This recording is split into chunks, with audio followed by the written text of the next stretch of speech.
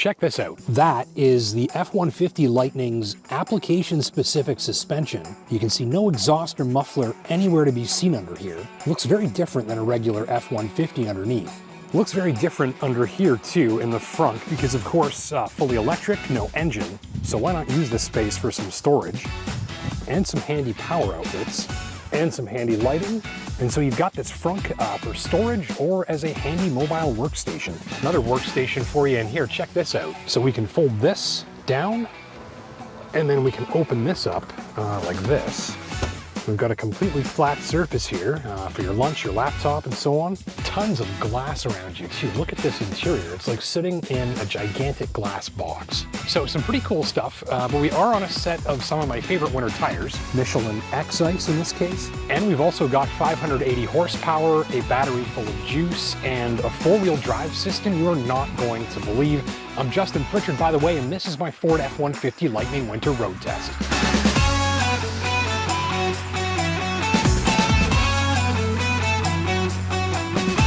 I first got acquainted with the F-150 Lightning during an all-highway road trip from Mississauga, Ontario, back home to Sudbury, roughly a 425-kilometer drive.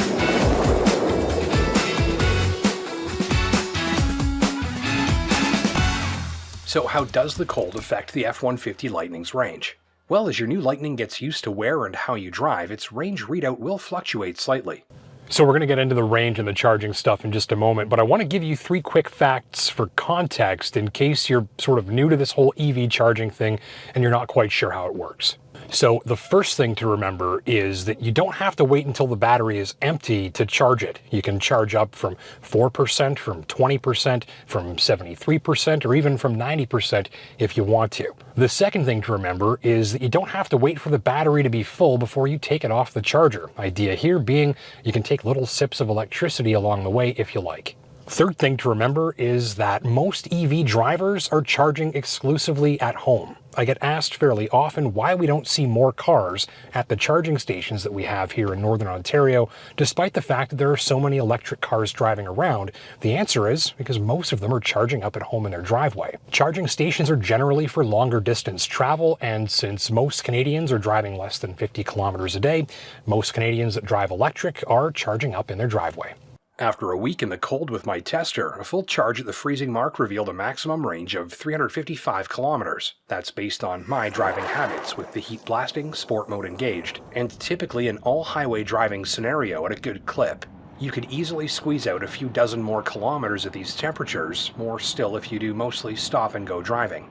The coldest temperatures I saw on my test drive were about minus 12 degrees Celsius. This further drop in temperatures knocked a few more kilometers off of the Lightning's range, now good for 320 kilometers of toasty warm, highly spirited driving. So if you're like me and you've got a heavy foot in the snow, and you like your cabin at sauna-like temperatures, you're looking at about 480 kilometers of range at room temperature, about 355 at the freezing mark, and about 320 at minus 12 degrees.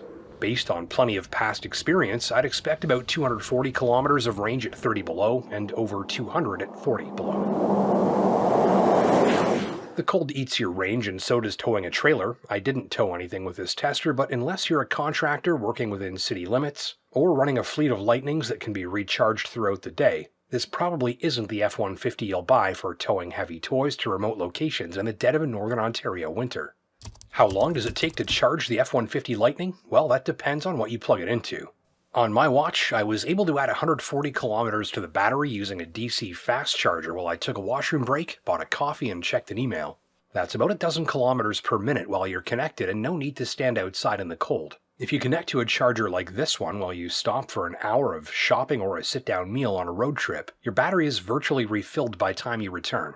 Charging on a 120-volt household outlet parked outside at the freezing mark, I was able to add about 1% per hour to the battery, roughly a 10% refill overnight. But at home I used a level 2 charger which can all but refill the Lightning's depleted battery overnight and ensure you'll wake to a full one virtually every morning, even if it's very well drained and very cold outside. So we've been plugged in on level 2 overnight. The battery's fully charged. It's a little over the freezing point right now. And let me show you what to expect when you come out to your F-150 Lightning in the morning ready to drive. So we've just unplugged. We can fire it up here. But let me draw your attention to this. The truck's been parked and switched off for the past 15 hours or so. But check this out. You can see up there in the top of the instrument cluster, we've got the temperature readouts on the left there for the battery, and on the right there for the motors. What you can see is that both of those temperatures are right up in the middle, sort of operating temperature range, even though we haven't driven the truck for the past 15 hours or so. So by leaving this plugged in when it's cold out, we're actually maintaining some heat in those two fluids, sort of like a block heater actually. And that means that when you come out on a cold morning, you've already got some usable temperature in that system, which means that we've got some warm air coming out of the climate control system pretty much immediately. So by leaving it plugged in the winter, almost like a block heater, that means that you're pretty much always going to return to a fully charged battery in the morning, and some usable heat in both of those systems, meaning that you've got warm air from the climate control right away, and that you're not using any of that electric range to help heat up the cabin of the vehicle, which means you can drive further on a charge. So to recap, charging on a 120 volt power outlet can add about 10% to the battery overnight at the freezing mark when parked outside. That same 12 hours will see a depleted battery virtually fully recharged by morning on level 2, and even in extreme cold.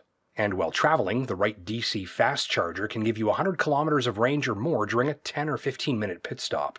What does the F-150 Lightning do to your hydro bill? Assuming gas costs $1.50 per liter, a Ford F-150 4x4 with 5-liter V8 uses about $20 worth of gas for every 100 kilometers it drives. Based on the off-peak hydro rates in Sudbury where I live, the F-150 Lightning covers that same distance for about $2.20. So if you spend the same $2.20 that gets you 100 kilometers of driving in the Lightning on gasoline, that's about 1.5 liters, sufficient for the 5-liter V8 to drive about 12 kilometers. Put another way, the F-150 Lightning added about $2.20 to my hydro bill for every 100 kilometers I drove, but saved me about $18 in gas, and that's with 580 horsepower from a pickup truck that can do 0 to 60 as quickly as a Porsche 911 Carrera. This, and the ability to recharge in your driveway while you literally sleep, has a way of encouraging you to take a spin just for taking a spin's sake, since it doesn't cost you $40 to enjoy a Sunday afternoon drive with your family.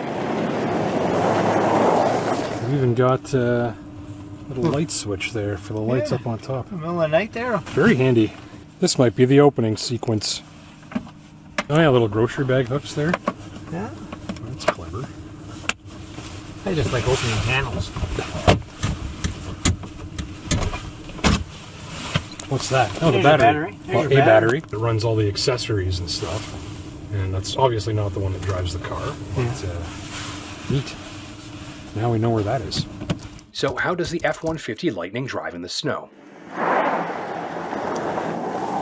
Winter driving enthusiasts, listen up. Not only does the F-150 Lightning give you a low-cost joyride after every blizzard, but harsh winter driving conditions are where you'll see some of its very best work. My tester wore a set of Michelin X-ICE SUV tires, a member of one of my favorite winter tire families, and if you're considering a set of winters for your Lightning, I think you'll be very impressed with these. Between each of the 20-inch wheels wearing them is an electric motor, one for the front axle and one for the rear. These motors are precisely controlled and synchronized to give drivers an always-on, decision-free 4x4 system that requires no driver decision-making at any time. That is, other than a locking rear differential that can be engaged if required. There's no transmission, transfer case, clutches, gear sets, or drive shafts. And the only thing between the 580 horsepower worth of electric motors and the surface of the road is the wheels. With all that power and torque available the millisecond your foot hits the firewall, and with no power curve or gears to shift, the performance and acceleration are smooth, totally noiseless, and very quick. In city traffic, when the lights turn green, you can sail right through the intersection noiselessly before anyone else's transmission is even meshed up, and even in a few inches of fresh powder. This never gets old, and the Ram Hemi guys absolutely hate it.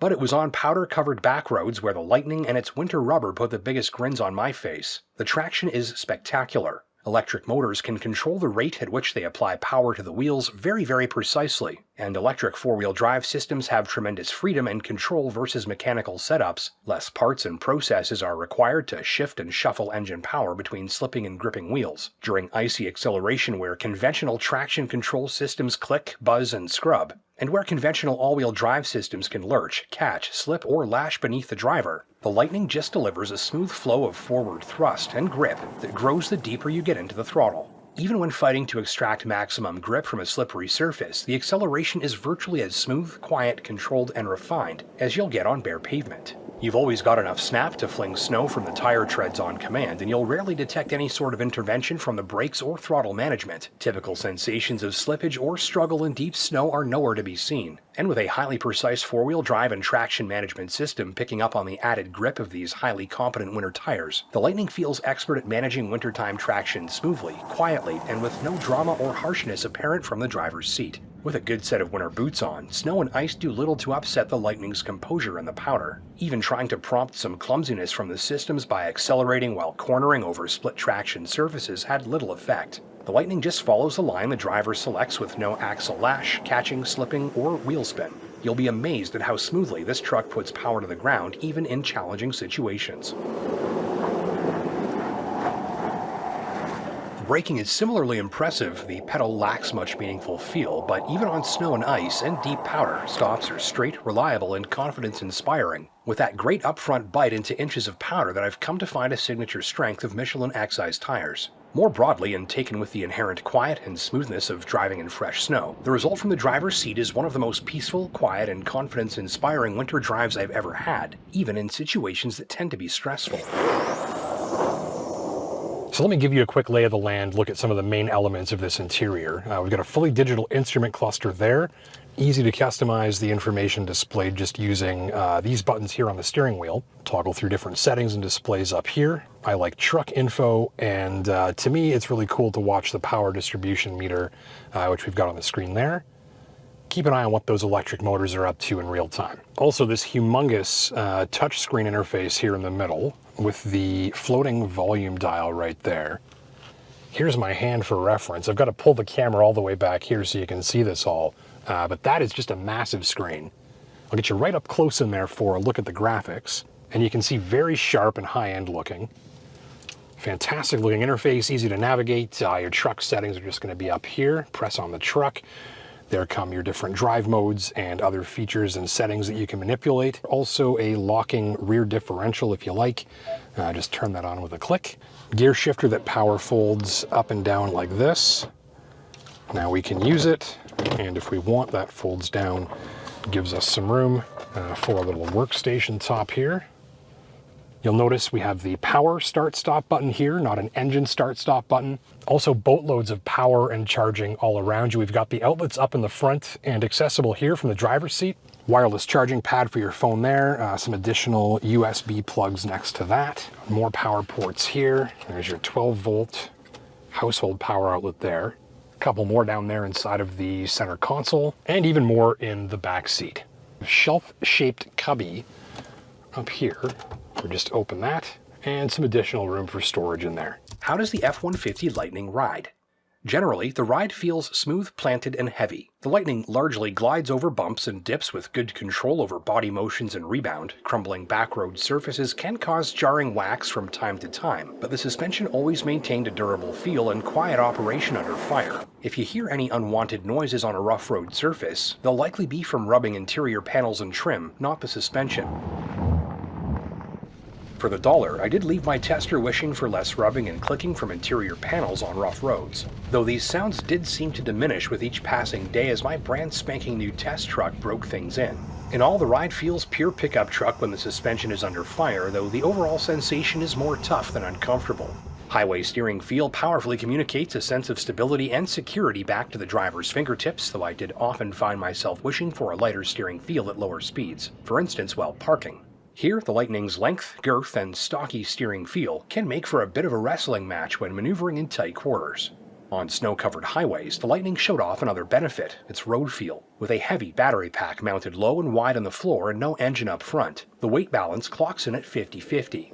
This makes for more stable and predictable handling and eliminates that light-in-the-tail feel characteristic of most pickup models. Add in its 6,500-pound weight and Lightning-specific suspension setup, and the result is an F-150 that feels solidly locked onto the road surface across the gamut of winter driving conditions. The suspension calibration works nicely to mitigate rebound after sharper bumps that can send the back of other pickup trucks for a bit of a ride. And so it looks like a pickup, but drives in the snow more like a big, high-performing SUV. When it comes to trucks, this is a completely new experience when it comes to winter driving. By the way, you can take this all in after dark with peace of mind to spare too. The LED headlamps are bright, white, and far-reaching, both up the road and into the roadside. Use them on a snowy back road once the sun's gone down, and they absolutely ignite the scenery, with the sort of high-quality, thickly saturating light that I expect for the money. There are 2 additional questions I'd like to answer for you. First, where is the Ford Lightning's engine? This truck has no engine. Instead, it's a large battery pack that's wide and flat, tucked in between the frame rails, using the space normally occupied by gas tanks, exhaust plumbing, and the drive shaft on gas-powered models. On either side of the battery, between each set of wheels, is an electric motor to drive them, one for the front and one for the rear. This results in a permanent 4-wheel drive, no engine, transmission, or transfer case required. Can the Ford Lightning charge while driving? Yes, through a process called regenerative braking. Like all electric vehicles, energy can be generated in the Lightning's electric motors and stored in the battery whenever the vehicle coasts or brakes. That power is generated by the spinning action of the wheels, which drive the motors like electric generators. This is a subtle effect, and you won't see it add miles back to the range counter, though regenerative braking helps you get better energy efficiency and extends the range you'll get out of every charge. I'm Justin Pritchard. Thank you for watching. Don't forget to hit that like and subscribe button down below so you never miss a new upload. And until next time, take care and drive safe.